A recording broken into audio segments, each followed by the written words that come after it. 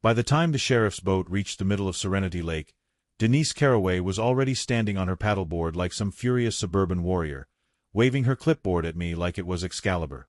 "That island is illegal," she screamed across the water, her voice echoing off the perfectly matching houses that ringed the lake. "It violates Article 14b of Foxwater Cove's Landscaping Covenant." I was sitting on my island in a camp chair under a cheap patio umbrella, holding a glass of lemonade and a fishing pole. I raised my voice over the whining outboard motor. "Afternoon, Deputy. Just so we're clear, you're not here to evict me from my sovereign dirt bump, right?"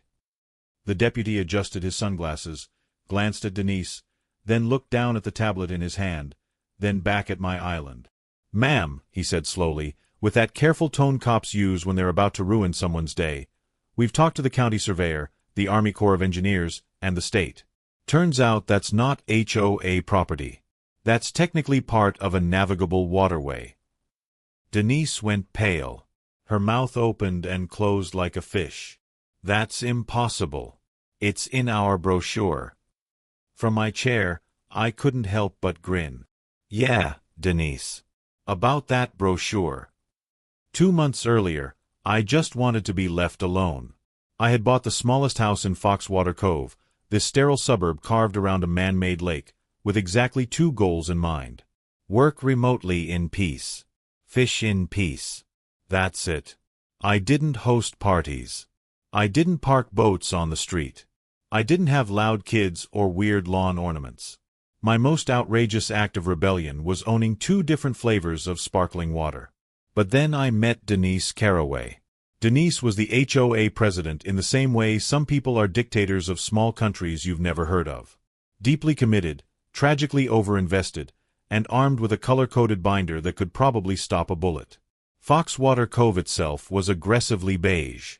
Same 3 house designs, same imported stone mailboxes, same luxury lakeside lifestyle brochures.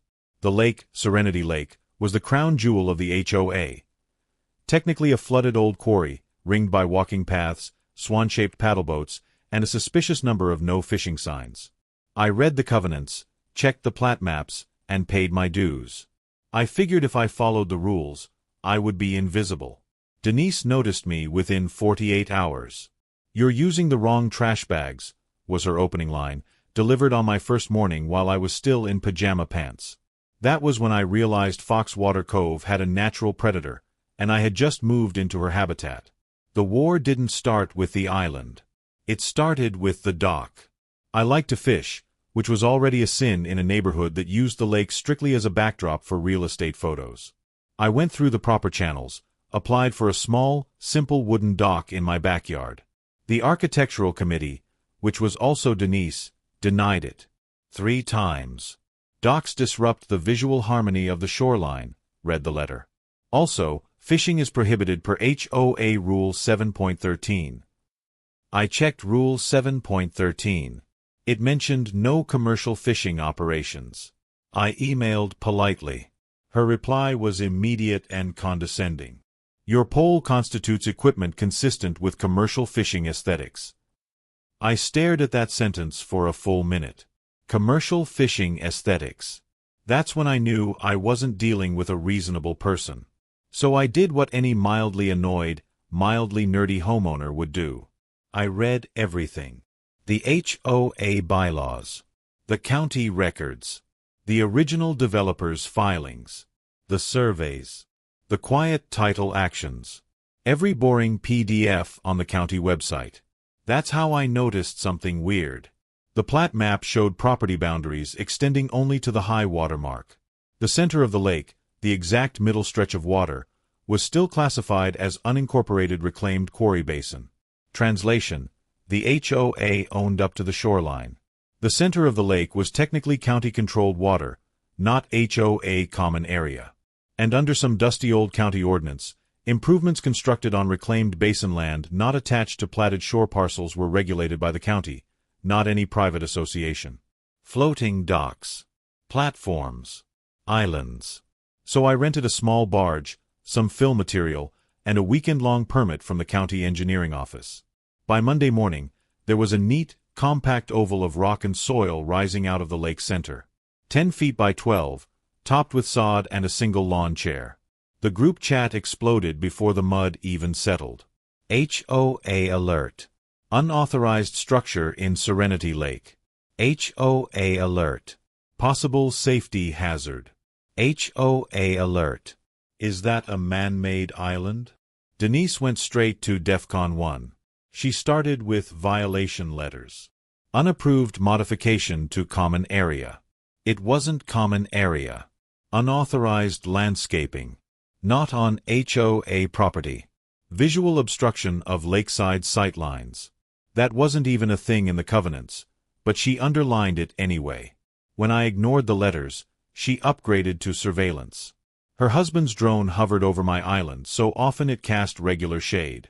She walked the path with binoculars, taking photos. She even accidentally stepped into my backyard twice to inspect the shoreline connection of the illegal structure.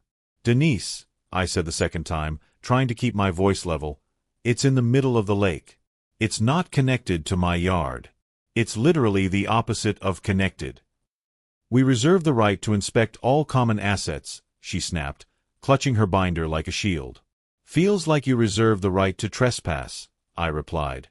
She smiled thinly. "You'll find the HOA has broad latitude."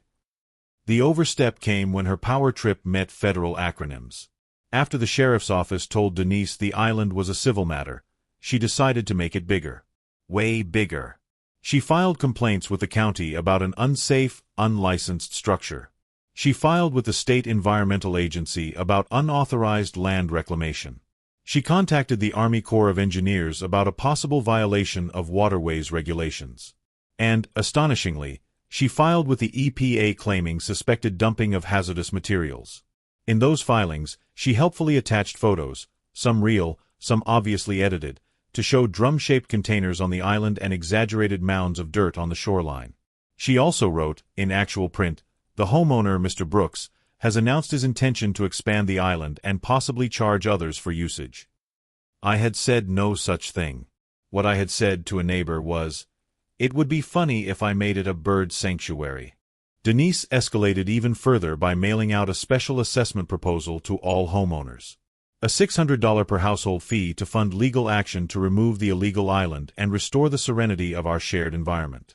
She didn't get board approval for that mailing, or for using HOA funds to hire a land use lawyer who told her, in writing, that jurisdiction was unclear and likely not in favor of the HOA. Denise ignored that last part and continued threatening me with impoundment of my property. The problem with sending fake environmental reports and misusing HOA funds is that eventually one of the agencies takes a closer look. In this case, it was the State Environmental Agency. A junior investigator, bored on a Tuesday, opened the file, saw the photos, and noticed something off. The hazardous drums on the island? When zoomed in, the logo on the side read property of Foxwater Cove HOA Maintenance.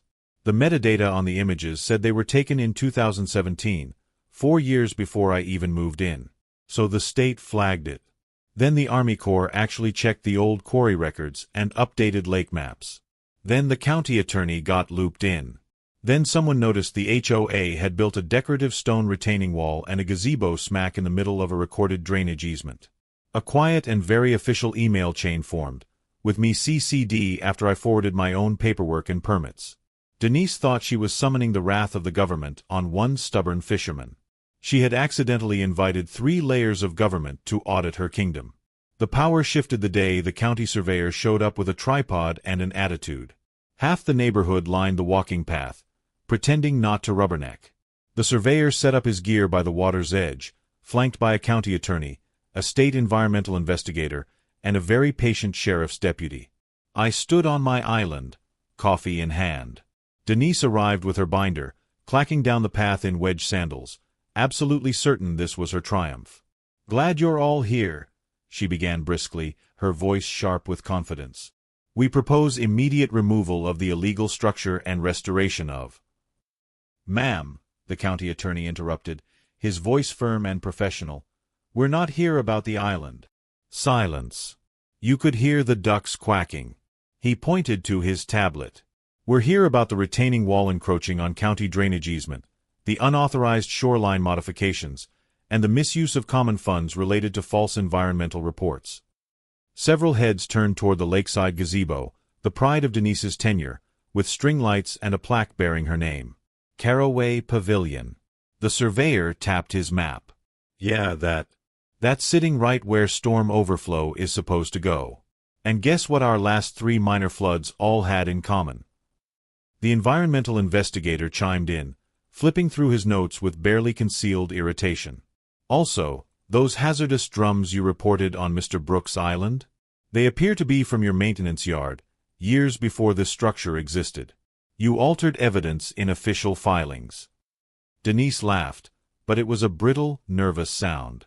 This is clearly a misunderstanding. This association has always cooperated fully with. The county attorney pulled out a folder, thick with documents. We have expense reports indicating HOA funds were spent on unapproved legal actions and paid consulting related to personal grievances. We also have at least 4 homeowners who received unauthorized assessment notices. He turned to me. Mr. Brooks, for the record, you obtained a temporary structure permit from our office for this island? Yes, sir. Signed off by your office Friday before last. And you're not charging anyone for use, correct? Nope. It's just for me, the ducks, and whoever's chill.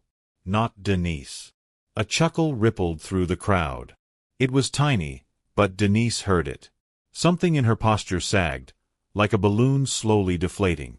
We're recommending, the attorney said carefully, choosing his words with legal precision, that the HOA board suspend all enforcement actions until this is sorted. And we suggest a full membership meeting to discuss leadership.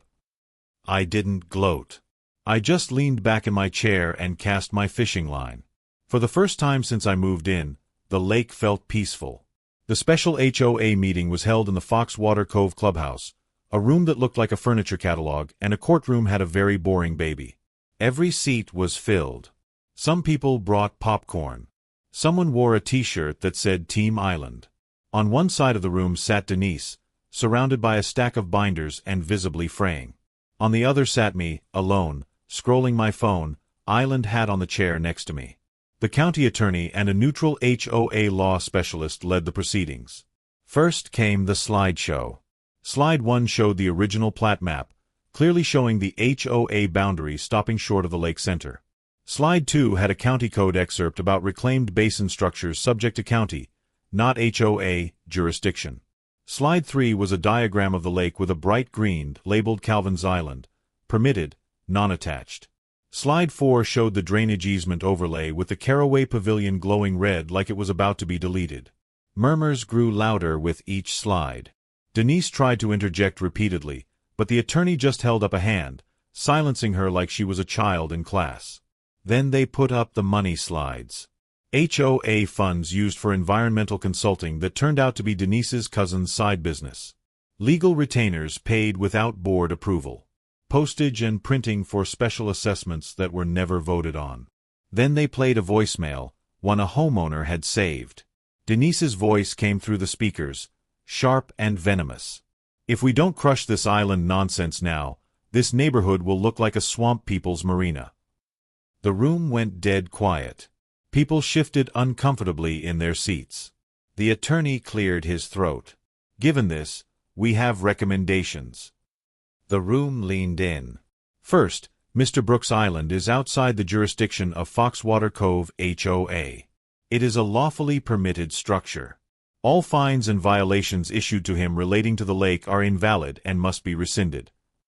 Scattered applause and a few whoops. Someone yelled, "Finally!" Second, the HOA must either remove the Caraway Pavilion and retaining wall at association expense, or face escalating daily fines from the county for obstruction of a drainage easement. Someone muttered, "Rip it out," loud enough to hear. Third, in light of documented misuse of authority and funds, we recommend a vote of no confidence in the current president, and refer certain financial irregularities to the county prosecutor for review. The room went dead quiet again. This was it. The vote took exactly 12 minutes. Even Denise's own treasurer didn't vote for her. By the end, she was removed as president and barred from any position of financial authority in the HOA.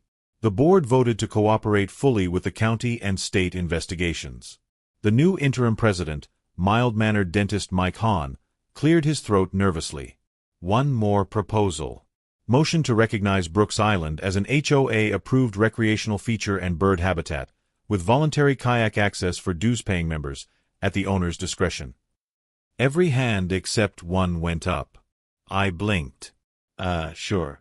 But I'm charging in snacks. Laughter broke out, real and cathartic. A neighbor shouted, "Cheaper than the last special assessment." Denise stood up, eyes blazing with fury and humiliation. "This is an outrage. You're rewarding him for mocking the rules." The county attorney cut in, his voice cold and final. "Ma'am, you might want to speak to your own lawyer. Our office will be in touch about those falsified reports." In the months that followed, the consequences came down hard. The county prosecutor's office pursued the falsified environmental reports and misuse of funds. Thanks to the paper trail in her own emails and that unfortunate voicemail, Denise ended up with a restitution order to repay $10,000 in misused HOA money, a $5,000 fine for filing false reports to state agencies, 100 hours of court-ordered community service, and a 5-year ban from serving on any HOA or neighborhood board in the county. When the judge read the sentence, Denise sat frozen in her chair, her face pale and stunned.